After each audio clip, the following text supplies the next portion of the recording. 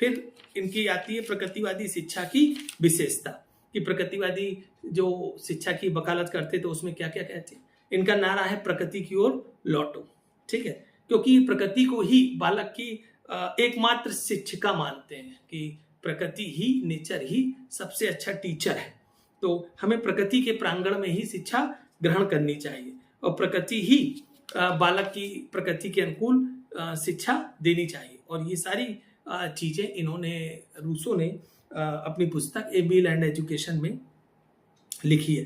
फिर इनका अगली शिक्षा की विशेषता है शिक्षा बालक के लिए, बालक शिक्षा के लिए नहीं। जैसा कि आदर्शवाद समझता रहा है, आदर्शवाद ने इस बात को अपने उसमें लिखा कि बालक को भावी जीवन के लिए तैयार करना, बालक को प्रौढ़ मानकर तैयार करना, ये कहते हैं ना, ऐसा नहीं करना है। शिक्षा बालक के लिए है, बालक शिक्षा के लिए नहीं है। तो ये भी इनका एक महत्वपूर्ण कंट्रीब्यूशन है। पुस्तकी ज्ञान का विरोध करते हैं, ठीक है, निषेधात्मक शिक्षा का समर्थन करते हैं, इंद्रियों के प्रशिक्षण पर बल देते हैं, विद्यालय वातावरण का विरोध करते हैं, क्योंकि विद्यालय वातावरण में टाइम टेबल होता है, विद्यालय वातावरण में अनुशासन होता है, विद्यालय वातावरण में नियंत्रण होता है। तो ये सारी चीजें कहीं ना कहीं बालक की प्रकृति को के विकास में बाधा उत्पन्न करती हैं। तो ये चीजें नहीं होनी चाहिए, ठीक है।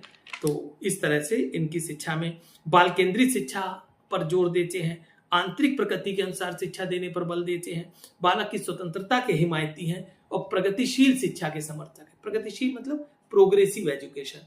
प्रोग्रेसिव एजुकेशन वही जो हमने कहा कि इन्होंने कहा कि एक जैसी शिक्षा हर अवस्था में नहीं देनी है, शैशवावस्था में अलग शिक्षा देनी है, बाल्यावस्था में अलग देनी है, किशोरावस्था में अलग देनी है, युवावस्था में अलग देनी। तो इस एजुकेशन सिस्टम को कहते हैं, हम कहते हैं प्रोग्रेसिव एजुकेशन। प्रोग्रेसिव एजुकेशन मतलब गत्यात्मक, मतलब प्रगतिशील, है ना, प्रगतिशील शिक्षा इसे कहते हैं। प्रकृति चाहती है कि बालक मनुष्य से पहले बालक ही रहे।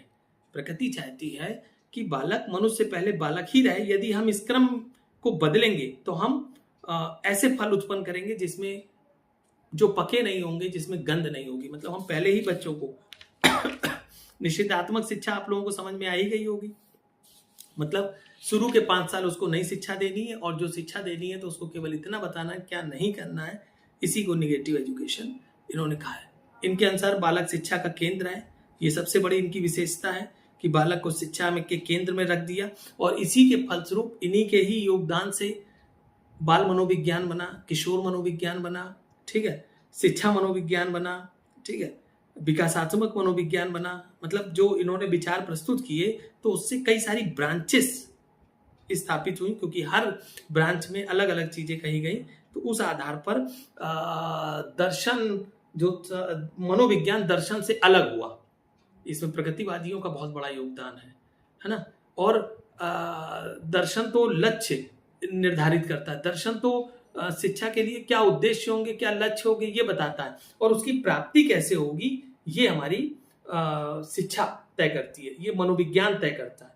तो क्या दर्शन और कैसे मनोविज्ञान, और कैसे यहीं से शिक्षा शुरू होती है, कैसे, तो वो प्रक्रिया में आ जाता है। तो प्रक्रिया में जो है, इसीलिए शिक्षक की तैयारी में बाल मनोविज्ञान के प्रश्न और शिक्षण पेडागोजी और इस पेपर को महत्व दिया था मनोविज्ञान को, ठीक है, क्योंकि शिक्षक का सीधा संबंध शिक्षा के इस पहलू से है कि कैसे उस चीजों को सिखाया जाए, जो चीजें उद्देश्य के रूप में स्थापित की गई हैं उसको कैसे पाया जाए। तो बालक की स्वतंत्रता की बात करते हैं ये लोग, इंद्रियों के प्रशिक्षण पर के बल पर बात देते हैं कि अगर कुछ करना है, कुछ अगर देना है तो हमें इंद्रियों को प्रशिक्षण दो, बच्चों को इंद्रियों की कैसे हमें देखना है, बच्चों को देखना सिखाओ कि हमें क्या देखना है। अगर हम कोई चीज प्रकृति में देख रहे हैं तो हमें देखना क्या है, हमें कोई चीज स्पर्श करना है तो हम उसको क्या महसूस करना है।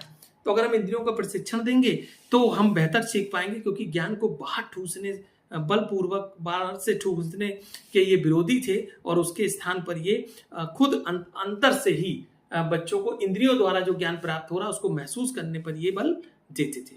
तो इनके अनुसार जो शिक्षा व्यवस्था है, वो शिक्षा का जो अर्थ है, जो शिक्षा का संप्रत्यय है, वो ये पुस्तकी ज्ञान का विरोध करते हैं, ठीक है। ये वास्तविक शिक्षा वह है जो मनुष्य अपनी प्रकृति के अनुकूल विकास करे, वास्तविक शिक्षा वह है जो मनुष्य को सुखपूर्वक जीवन बनाने में, प्राप्त करने में सहायता करे। शिक्षा वह है जो वातावरण के अनुकूल जीने योग्य बनाए, ठीक है। और हर्बर्ट स्पेंसर के शब्दों में शिक्षा का अर्थ अंतःशक्तियों का बाह्य जीवन के साथ समन्वय स्थापित करना। अंतःशक्ति मतलब आंतरिक शक्ति, मतलब आंतरिक प्रकृति का बाह्य प्रकृति के साथ समन्वय स्थापित करना ही शिक्षा है। ये हर्बर्ट स्पेंसर की परिभाषा भी है और प्रकृतिवाद की शिक्षा का सार भी है। अगर हम इस शिक्षा के सार को देखें तो उनके जो शिक्षा के उद्देश्य हैं उसमें मूल प्रवृत्तियों का मार्गांतीकरण करना, शोधन करना, मतलब जो बच्चे में मूल प्रवृत्तियां होती है उसका सब्लिमेशन हो। उसके बाद जीवन संघर्ष के लिए शक्ति योग्यता का विकास करना, जैसे कि डार्विन के जो हमने 3 बताए, ठीक है, कि प्रकृति के अनुकूल जीवन जीना, फिर जीवन के लिए संघर्ष के लिए तैयार करना, और तीसरा जो समर्थ के लिए शिक्षा। तो वहीं पर इनके शिक्षा के उद्देश्य में संघर्ष की शक्ति और योग्यता का विकास करना, मतलब हारना नहीं है, संघर्ष करना है, ठीक है। और व्यक्ति का व्यक्तिगत विकास करना, इंडिविजुअल डिफरेंस करना, क्योंकि हर किसी में रुचि और क्षमता और मूल प्रवृत्ति अलग अलग मानते हैं, आंतरिक प्रवृत्ति अलग अलग मानते हैं, इसलिए सबका इंडिविजुअल डेवलपमेंट हो, ये चीज ये बात करते हैं। मनुष्य के को प्राकृतिक जीवन जीने योग्य बनाते हैं, ठीक है। मनुष्य को प्राकृतिक जीवन जीने की योग्य बनाना शिक्षा का उद्देश्य। पूर्ण जीवन की तैयारी, पूर्ण जीवन की तैयारी ये भी प्रकृतिवादियों की शिक्षा का उद्देश्य था, और बेसिकली ये हर्बर्ट स्पेंसर की शिक्षा का उद्देश्य था। इसे हर्बर्ट स्पेंसर ने अपने उसमें कहा है पूर्ण शिक्षा की तैयारी। ये पूर्ण शिक्षा की तैयारी क्या है? पूर्ण शिक्षा की तैयारी में इन्होंने 5 प्रकार की शिक्षा के उद्देश्य बताए हैं, ठीक है। 5 प्रकार के उद्देश्य में कौन कौन से बताए हैं? सबसे पहले तो आत्मरक्षा के कार्य आने चाहिए, ठीक है, कि जो आत्मरक्षा कर सके, हम अपनी सेल्फ डिफेंस कर सके, ठीक है। फिर दूसरा जो महत्वपूर्ण है वो, और आत्मरक्षा कैसे होगी, तो हमें स्वास्थ्य विज्ञान का पता हो, हमें शारीरिक विज्ञान का पता हो। तो पहला इनकी जीवन में शिक्षा का उद्देश्य ये हो जो स्वास्थ्य विज्ञान, शारीरिक विज्ञान, विज्ञान का ज्ञान कराए। दूसरा जीविकोपार्जन के लिए जीने के लिए तैयार करे। तो जीविकोपार्जन के जीने के लिए कौन से विषय तैयार करते हैं? तो भाषा, गणित, भूगोल, ठीक है, पदार्थ विज्ञान, ये विषय होते हैं जो इनको जीविकोपार्जन के लिए तैयार करते। तो ये दूसरा शिक्षा का उद्देश्य होना चाहिए। एक शिक्षा का उद्देश्य जो है वो वंश वृद्धि और शिशु रक्षा के लिए होना चाहिए, ठीक है, जिसमें शरीर विज्ञान, बाल मनोविज्ञान, गृह विज्ञान, सामाजिक और अर्थशास्त्र का ज्ञान कराना होना चाहिए। इसी के साथ इन्होंने कुछ सामाजिक और राजनीतिक कार्य भी बताए हैं कि सामाजिक और राजनीतिक कार्य भी करने के योग्य हो, तो उसको भी शिक्षा के उद्देश्य में शामिल किया। और इनका एक और 5वां जो शिक्षा का उद्देश्य है वो है अवकाश के समय का सदुपयोग करना। तो अवकाश के समय का सदुपयोग करने के लिए क्या करना चाहिए? तो उसके लिए संगीत, कविता, कला, इन विषयों को स्थान दिया है। इन्होंने हर्बर्ट स्पेंसर की बात कर रही है, जो पूर्ण जीवन की तैयारी हर्बर्ट स्पेंसर का नारा था। रूसो ने ये बात नहीं की थी। रूसो तो केवल प्रकृति की बात करते हैं, लेकिन जब हम कोई विचारधारा पढ़ रहे हैं तो हम केवल रूसो की बात नहीं कर सकते, क्योंकि उसमें बेकन भी आए, उसमें कमेनियस भी आए, इसमें स्पेंसर भी आए, बहुत सारे दार्शनिक आए, तो हमें तो सबको लेके चलना है। तो जब हम हर्बर्ट स्पेंसर तक पहुंचते हैं तो हर्बर्ट स्पेंसर ने प्रकृतिवादी शिक्षा के उद्देश्यों को और व्यापक कर दिया। जब और व्यापक किया तो इन्होंने ये 5 भी जोड़ दिए। लेकिन हर्बर्ट स्पेंसर भी रूसो की तरह, मतलब कहते नहीं कि एक किसी भी फिलॉसफी का एक सेंट्रल आइडिया होता है, ठीक है, और उससे सब बंधे होते सारे दार्शनिक, तो उनके भी सेंट्रल आइडिया में जो था वो प्रकृति ही थी। और प्रकृति को समझने के लिए प्रकृति को कैसे समझ सकते हैं? वैज्ञानिक विषयों के द्वारा, ठीक है। तो वैज्ञानिक विषय के लिए फिर इन्होंने फिजिक्स को, केमिस्ट्री को, गणित को, वैज्ञानिक विषयों को आगे रख दिया, ठीक है। फिर इन्होंने दूसरे नंबर पे भाषा को और साहित्य को और इतिहास को, भूगोल को, विषय को रखा। फिर सबसे लास्ट में कला, संगीत उसको रख दिया, और धर्मशास्त्र और दर्शन को तो हटा ही दिया। उन विषयों को जो आदर्शवाद के पहले नंबर पे थे उनको सबसे लास्ट में कर दिया, और विज्ञान वगैरह को सबसे पाठ्यक्रम में सबसे आगे लेकर आ गए। तो इस तरह से हम इनकी पाठचर्या में स्वास्थ्य विज्ञान, भौतिक विज्ञानों को प्रमुख और साहित्य, कला और संगीत को गौड़ स्थान पर देखते हैं, ठीक है। लेकिन हाँ, इन्होंने जो शिक्षा में कंट्रीब्यूशन किया है वो बाल केंद्रित शिक्षा स्थापित करने में, ठीक है। पाठ्यक्रम के निर्माण में बालक की आयु के अकॉर्डिंग पाठ्यक्रम निर्मित हो, बालक की रुचि, योग्यता, मूल प्रवृत्ति के अकॉर्डिंग पाठ्यक्रम बनाया जाए, इसमें इनका कंट्रीब्यूशन है। पाठ्यक्रम विस्तृत हो, इसमें इनका कंट्रीब्यूशन है। पाठ्यक्रम में वैज्ञानिक विधियों का समावेश हो, इसमें इनका कंट्रीब्यूशन है। पाठ्यक्रम जीवन से संबंधित हो, इसमें इनका कंट्रीब्यूशन है। पाठ्यक्रम बालकों को जीविको उपयोगी क्रियाओं और कौशलों में दक्ष बना सके, इसमें इनका कंट्रीब्यूशन है। तो इनका पाठ्यक्रम भी ठीक ठाक है, लेकिन फिर वही चीज कि पाठ्यक्रम में केवल वैज्ञानिक विषयों को प्रधानता देके और जो आदर्शवाद के वो विषय थे जो कहीं ना कहीं लोगों की अनुभूति से उत्पन्न हुए थे। हम ये आपसे कल भी अपने आपसे दर्शन की जब अर्थ की चर्चा की थी तो ये कहा था दर्शन अनुभूति का विषय है, ठीक है। और जब जो जैसा अनुभव करता है, कुछ तो लोग रहे होंगे जिन्होंने अनुभूति की, ईश्वर की अनुभूति की, आत्मा की अनुभूति की, चेतन तत्व की अनुभूति की, तभी तो उन्होंने उस विचारों को प्रस्तुत किया, उनको लिखा, ठीक है। हम लोग नहीं कर पाए तो हम उसको नकार नहीं सकते। जिन्होंने किया है उनको, हमें उनकी सत्ता को, उनके विचारों को मानना होगा। उन्होंने अनुभव करने के बाद ही उसको प्रस्तुत किया कि कोई आध्यात्मिक जगत है। अब प्रकृतिवादियों ने उसका खंडन कर दिया, तो उसको पूरी तरह से हम कैंसिल नहीं कर सकते। उनका अभाव जब प्रकृतिवाद में आया तो समस्या है। प्रकृतिवाद की भी आलोचना के केंद्र में हम इन सब चीजों को रखते हैं। अब हम बात करते हैं प्रकृतिवादियों की शिक्षण विधियां, कि प्रकृतिवादियों की शिक्षण विधियां की थी, ठीक है। तो आप ये समझी गए कि आध्यात्मिक सत्ता का खंडन करते हैं, प्राकृतिक सत्ता की वकालत करते हैं, मनोवैज्ञानिक पहलुओं के हिमायती हैं, मनुष्य की प्रकृति के अध्ययन की बात करते हैं, उनके मूल प्रवृत्तियों के विकास की बात करते हैं। तो ये सब चीजें उसी के अकॉर्डिंग ये शिक्षण विधियां देते हैं, ठीक है। इनका पहला नारा था प्रकृति की ओर लौटो, ठीक है, और बालक को उसकी अवस्था के अनुसार शिक्षा दो। तो शिक्षण पद्धतियों में ये सब चीजें महत्वपूर्ण है। और इन्होंने शिक्षण के सूत्र दिए थे। हार्बर्ट स्पेंसर ने जो कंट्रीब्यूशन है शिक्षण में, वो शिक्षण सूत्र देने में है, ठीक है। सरल से कठिन की ओर, है ना, और सरल से कठिन की ओर, मूर से अमूर की ओर, ज्ञात से अज्ञात की ओर, ठीक है, और इस तरह से स्थूल से सूक्ष्म की ओर। तो ये जो इनके हैं, ये इनके शिक्षण सूत्र हैं और ये हार्बर्ट स्पेंसर ने दिए थे। ये भी प्रकृतिवादियों के ही देन है। रूसो जो है वो बच्चों की आवश्यकताओं की बात करता है, योग्यता की बात करता है, रुचि की बात करता है, उसके आधार पर शिक्षा देने की बात करता है, जो आदर्शवाद नहीं करता था।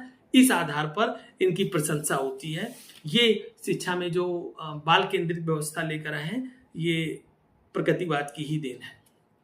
ज्ञानेंद्रियां ज्ञान का द्वार है, ये प्रकृतिवादियों का ही नारा था। कमेनियस कहते थे कि, बेकन कहते थे कि ज्ञानेंद्रियां ज्ञान का द्वार है और ज्ञानेंद्रियों के प्रशिक्षण द्वारा हम ज्ञान प्राप्त कर सकते हैं, ठीक है। तो इन्होंने करके सीखना, लर्निंग बाय डूइंग इनका मेथड है। Learning by experience, learning by experience अनुभव द्वारा, और लर्निंग बाय प्ले खेल द्वारा सीखना, ये इनकी शिक्षण विधियां हैं, ठीक है। तो इनकी शिक्षण विधियों को याद रखिएगा, ठीक है। ये व्यक्तिगत विभिन्नता के सिद्धांत को स्वीकार करते हैं, मतलब इंडिविजुअल डिफरेंस की सिद्धांत को स्वीकार करते हैं, इसीलिए सबके लिए अलग अलग विधि के प्रयोग की बात करते हैं, ठीक है। अधिक से अधिक लोगों की रुचियों को समझने और उन्हीं रुचियों के अकॉर्डिंग उनको शिक्षा देने की बात करते हैं।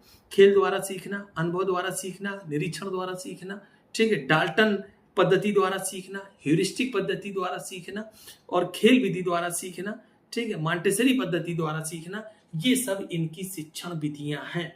और इनकी शिक्षण विधियों में जो मुख्य चीज है वो 2-3 चीजें हैं। एक, स्वतंत्रता, सभी शिक्षण विधियों में बालक सीखने के लिए स्वतंत्र है। दूसरा जो है वो एक स्वतंत्र वातावरण, फ्री एनवायरनमेंट, और तीसरा जो है वो इन विधियों में बच्चों का अपना खुद का, ठीक है, निरीक्षण, खुद का अपना अवलोकन, निरीक्षण अवलोकन के द्वारा सीखना समझना इनकी विधियों का प्रमुख, और इन सबसे बच्चों में आत्म प्रकाशन के अवसर मिल सके खुद से।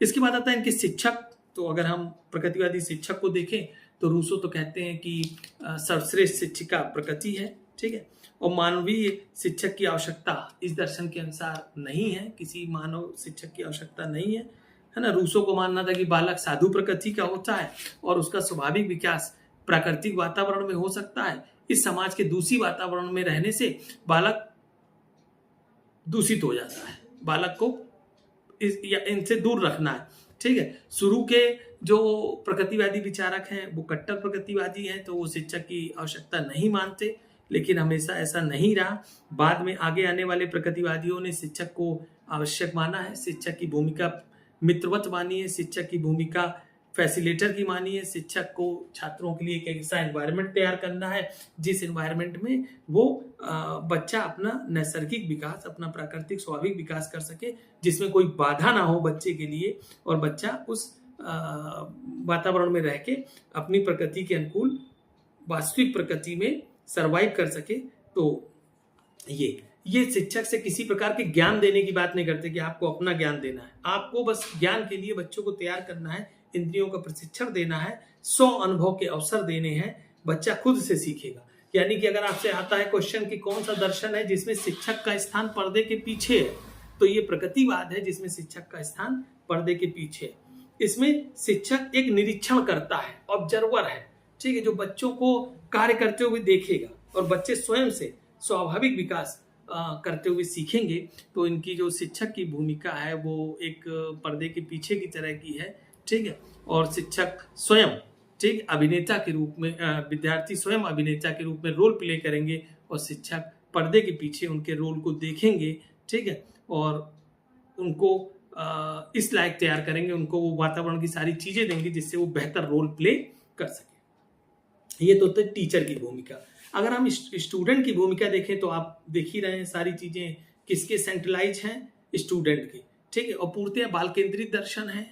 शिक्षा प्राप्ति के लिए बालक का जन्म नहीं हुआ, शिक्षा बालक के लिए है, बालक शिक्षा के लिए नहीं है, बालक के विकास के लिए शिक्षा की प्रक्रिया को प्रारंभ किया जाता है। ये सारी चीजें जो है ये प्रकृतिवाद की ही देन है। तो बालक तो सबसे मेन स्ट्रीम में है यहाँ पर, ठीक है, और बालक को स्वतंत्रता दी गई है। पाठ्यक्रम में शिक्षक का स्थान गौण है, पाठ्यक्रम का खुद का स्थान गौण है, सर्वोपरि स्थान इसमें बालक को ही है। तो बालक इनके लिए बहुत महत्वपूर्ण है। अगर हम अनुशासन की बात करें तो ये स्वतंत्रता के हिमायती हैं और ये किसी बाहरी हस्तक्षेप का विरोध करते हैं और ना ही किसी प्रकार से बाहरी प्रभाव डालने पर जोर देते। जैसे आदर्शवाद में शिक्षक का जो एक रोल था कि अपने आचरण के द्वारा प्रभाव उत्पन्न करके विद्यार्थियों को सीखने के लिए प्रेरित करे, उनके आचरण से बच्चे सीखें, जबकि प्रकृतिवाद में ऐसा नहीं है। यहाँ पर अनुशासन के लिए ये प्रकृति को स्वतंत्रता देते हैं कि प्रकृति स्वयं उसे दंड देगी, ठीक है। तो अनुशासन की स्थापना में बालक की गलतियां के प्राकृतिक परिणामों द्वारा सुधार करना चाहिए। तो प्राकृतिक परिणाम, डिसिप्लिन बाय नेचर कॉन्सिक्वेंसेस, ठीक है, ये व्यवस्था इन्होंने दी है। लेकिन इसकी आलोचना की गई है कि अगर पानी बरस रहा है, ओले गिर रहे हैं और कोई व्यक्ति घूमने निकल रहा है और कोई व्यक्ति किसी काम से जा रहा है तो प्रकृति दोनों को दंड देगी, ठीक है। इसलिए ये बहुत इनका सफल आइडिया नहीं था, बहुत बेहतर आइडिया नहीं था। लेकिन हाँ, इन्होंने चूंकि नेचर को इम्पोर्टेंट दिया था, इसलिए नेचर के द्वारा ही स्थापना की बात इन्होंने इसमें की है, परिणामों द्वारा। और स्पेंसर ने इसी को सुख दुख का सिद्धांत कहा, सुख दुख का, कि जिस काम को करने से, इनका ये सिद्धांत ठीक है कि जिस काम को करने से व्यक्ति को अच्छा फील होता है, फायदा होता है, बच्चे को, व्यक्ति को विकास होता है, तो वो उसको करेगा, और जिस कार्य से उसको दुख होगा, ठीक है, तो वो उस कार्य को नहीं करेगा। तो इस प्रकार उचित अनुचित का निर्णय प्रकृति लेगी, व्यक्ति स्वयं उस कार्य के सुख दुख के परिणाम से अनुशासित होगा। तो किसी प्रकार के कंट्रोल की आवश्यकता उस पर नहीं है। तो इस चीज का इनके अनुशासन की स्थापना में इस तरह की बात है।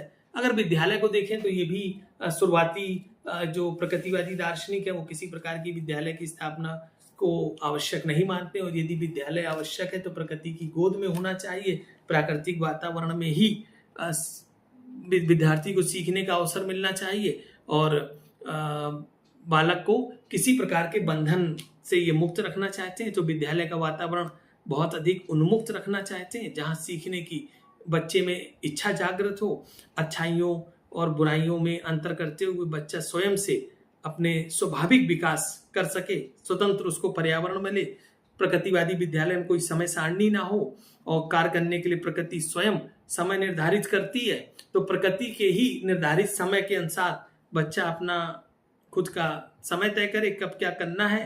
ठीक है, तो इस तरह से इनका जो विद्यालय का वातावरण है वो भी बिल्कुल खुली प्रकृति गोम में। ठीक है, जैसे अगर हम भारत के अंदर इनके विद्यालय का स्वरूप देखना चाहें तो रविन्द्रनाथ टैगोर द्वारा स्थापित जो विश्व भारती है, ठीक है, उसको देख सकते हैं, शांति निकेतन, जहां पर उन्होंने प्रकृतिवादी संकल्पना पर आधारित एक विद्यालय स्थापित किया था जो आज विश्वविद्यालय का रूप ले चुका है। ठीक है, तो इस तरह से इनका ये विद्यालय का कॉन्सेप्ट भी हम देखने को मिलता है। मतलब विद्यालय कैसा हो, प्रकृति का प्रांगण हो, विद्यालय कैसा हो, स्वतंत्र उन्मुक्त वातावरण हो, विद्यालय कैसा हो जिसमें स्व शासन हो। तो ये सारे मुख्य बिंदु प्रकृतिवाद के थे। अब हम प्रकृतिवाद का अगर मूल्यांकन करें तो ये दर्शन आत्मा परमात्मा को नहीं मानता, ये दर्शन स्वर्ग नरक को नहीं मानता, ये दर्शन किसी प्रकार के आध्यात्मिक शक्ति को नहीं मानता, ये केवल प्रकृति को मानता है, ये भौतिक जगत को सत्य मानता है, ये भौतिक रासायनिक तथा जीव वैज्ञानिक तथ्यों पर आधारित है और ये मनुष्य को एक पदार्थ के रूप में देखता है, मनुष्य को एक उच्च पशु के रूप में देखता है। ठीक है, तो इस तरह से ये दर्शन हम एकांकी दर्शन कह सकते हैं, जैसा कि आदर्शवादी या भारतीय दर्शन में तत्व मीमांसा के जो मुख्य तत्व होते हैं वो हम इस दर्शन में इसकी उपेक्षा देखने को मिलती है। ठीक है, अगर हम इसकी जो मुख्य बातें हैं उनकी बात करें तो वो बहुत अच्छी है कि विद्यार्थियों को स्वतंत्रता देने की बात है, प्रकृति की ओर लौटने की बात है, पुस्तक का विरोध, ये इनकी यहाँ आलोचना होती है कि पुस्तकों का जो इन्होंने खंडन किया है। ठीक है, पुस्तकी ज्ञान की तो ये भी आलोचना की बात इनकी स्वीकार होती है। इसके साथ साथ ये जो मूल प्रवृत्तियों के अकॉर्डिंग विकास करने की बात करते हैं, इसके अलावा ये जो बच्चों के सब्लिमेशन की बात करते हैं, वो सब अच्छी चीजें हैं इनके दर्शन में। ठीक है, इसके साथ साथ इनके जीवन का जो उद्देश्य है सुखपूर्वक जीना, ये भी एकांकी है। कहीं ना कहीं हमें नैतिकता की आवश्यकता है, हमें आध्यात्मिक विकास भी होना चाहिए। इसका अभाव हमें देखने को मिलता है। ठीक है, तो ये चीज थोड़ा सा ध्यान में रखिएगा। और उद्देश्यों को देखें तो उद्देश्य अच्छे हैं। ठीक है, उद्देश्य अच्छे हैं और लेकिन फिर भी अपूर्ण है, पूर्ण नहीं है। केवल वो भौतिक जगत के लिए ही तैयार कर रहे हैं, भौतिक सुखों पर ही बल डाल रहे हैं, केवल विज्ञान के विषयों को ही प्राथमिकता दी जा रही है। ठीक है, और विषयों को गौड़ स्थान दिया जा रहा है, जबकि सभी विषयों का महत्व है। तो इस आधार पर इनकी पाठ्यक्रम की भी आलोचना देखने को मिलती है। पाठचर्या में धर्म नीति की शिक्षा का विरोध किया है इन्होंने। ठीक है, तो ये सब चीजों पर ध्यान रखना होगा। इसके अलावा शिक्षण विधियों के क्षेत्र में इन्होंने क्रांतिकारी परिवर्तन किया है। ठीक है, क्रांतिकारी परिवर्तन हम शिक्षा विधियों में देखते हैं। बहुत सारी अच्छी विधियां इन्होंने दी हैं, निरीक्षण विधि, अन्वेषण प्रणाली, डाल्टन प्रणाली। ठीक है, ये सब मॉन्टेसरी प्रणाली, ज्ञानेंद्रियों द्वारा प्रणाली, ज्ञानेंद्रियों द्वारा सीखने का अवसर, ये सब इनके बेहतर चीजें हैं। और लेकिन इन्होंने जो शिक्षक की आवश्यकता नहीं मानी है, ये इनकी आलोचना का विषय है। ठीक है, ये सामाजिक पर्यावरण की आवश्यकता नहीं मानते, ये इनकी आलोचना का विषय है। ठीक है, और प्रकृतिवादी शिक्षा को केंद्र में मानते हैं, बच्चे को केंद्र मानते हैं, ये इनका अच्छा विषय है। ये जो दंड व्यवस्था स्थापना प्रकृति द्वारा करने की बात करते हैं, वो इनकी आलोचना का विषय है। ठीक है, तो इस तरह से प्रकृतिवादियों की जो देन है वो हम जन शिक्षा में देखते हैं। जैसे आदर्शवाद उच्च वर्ग की शिक्षा की बात करता है, इन्होंने सभी के शिक्षा की बात की है। ठीक है, तो ये महत्वपूर्ण है। इसके साथ साथ स्त्री शिक्षा की भी इन्होंने बात की है। इन्होंने आज संसार के सभी देश में उनकी इन सब बातों से सहमत हैं। आज हमें इन्होंने अंधविश्वास, कूपमंडूकता की दुनिया से बाहर निकाला, वास्तविकता से परिचित कराया, आध्यात्मिकता भौतिकता में समन्वय स्थापित किया। ठीक है, तो निश्चित रूप से हम सुखी और संपन्न हो सकते हैं यदि हम प्रकृतिवादी शिक्षा व्यवस्था को फॉलो करें, क्योंकि ये बाल मनोविज्ञान की बात करता है, ये अनुभव आधारित पाठ्यक्रम पर बल देता है। ये समाज का वैज्ञानिक अध्ययन करता है। समाज का वैज्ञानिक अध्ययन प्रकृतिवाद के आने के बाद ही शुरू हुआ है। तो ये भी याद रखिएगा कि समाजशास्त्र का वैज्ञानिक अध्ययन का जन्म किस दर्शन से होता है? प्रकृतिवाद से। ठीक है, बाद में प्रयोजनवाद भी इसी दर्शन से डेवलप हुआ। शिक्षण पद्धतियों के क्षेत्र में इनका देन महत्वपूर्ण है। ठीक है, अनुशासन के क्षेत्र में दमन का इन्होंने विरोध किया, जो कठोर अनुशासन था उसका इन्होंने विरोध किया। विद्यालयों में स्वशासन की स्थापना की इन्होंने वकालत की, ये इनकी अच्छी चीज है। सह शिक्षा और जन शिक्षा के हिमायती हैं, ये इनकी अच्छी बात है। विद्यालयों में एक नवीन इन्वायरमेंट क्रिएट करने की बात की है। ये सब इनकी शिक्षा की पॉजिटिव प्रो है। ठीक है, अगर हम इनके कॉइन्स की बात करें कि डिमेरिट्स क्या है, तो एकांकी और असंतोषजनक उद्देश्य है, वर्तमान उपयोगिता पर बल है। ठीक है, पुस्तकों की अवहेलना है, स्व अनुभव पर अनावश्यक बल दिया है और शारीरिक शिक्षा पर अत्यधिक बल दिया है। पाठ्यक्रम में साहित्य को इन्होंने गौड़ स्थान दिया है, ये भी इनकी शिक्षा व्यवस्था की कमी है। बालक को अनियंत्रित स्वतंत्रता दी है, मतलब इतनी अधिक स्वतंत्रता दे दी है कि शिक्षक से भी आगे रख दिया, पाठ्यक्रम से भी आगे रख दिया, सारे उद्देश्य। तो अनियंत्रित स्वतंत्रता है, तो इसमें भी बच्चे के विकास में कहीं ना कहीं स्वतंत्रता स्वच्छंदता भी बदल सकती है, ये भी समझ। प्राकृतिक परिणामों द्वारा अनुशासन उचित नहीं है, तो ये एक समस्या है। प्राकृतिक परिणामों द्वारा अनुशासन उचित नहीं है। शिक्षक का कोई महत्व नहीं है। ठीक है, और सामाजिकता के ये विरोधी हैं, सामाजिकता के विरोधी हैं। तो सामाजिकता का विरोध करना और उसको न स्वीकार करना कहीं ना कहीं प्रकृतिवाद की आलोचना को एक बिंदु प्रदान करता है। अगर हम इन सब बातों के आधार पर देखें तो हम कह सकते हैं कि बहुत सारे प्रशंसनीय गुण भी हैं प्रकृतिवाद में और बहुत सारे कमियां भी हैं प्रकृतिवाद में। ठीक है, प्रकृतिवाद ने शिक्षा की अमनोवैज्ञानिक, समाजशास्त्री और वैज्ञानिक धारणा के स्पष्ट निर्माण में प्रत्यक्ष भूमिका अपनी निभाई है।